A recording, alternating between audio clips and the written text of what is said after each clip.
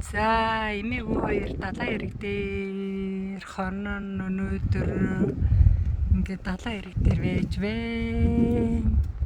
Энэ рүү ингээд битүү аялын тэргүүд энөө хойно урдггүй. Манай ханс хаяа личэн. Бэлдэ. Хоёул оройныхоо хоолыг идгээд байж байна дөө. Нэрээ битүүр юм нэг батарейтай. Тэгээд энэ батарейнд ингээд залгаал плетгээ. Тэгээ хоолоо хийчих. Нөгөө талд нь болохоор уцаа цэнгэлчин.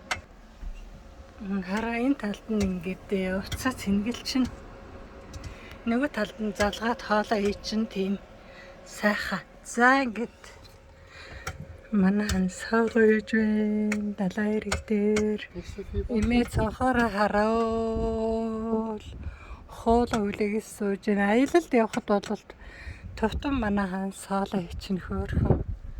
Таныхаа хоолыг гарын хоолыг идэл явна. Газан плеткэн дээр гадаа хоол хийсэн ч гэсэн гар хөрөхгүй. За нэг юм сайхан байна оо.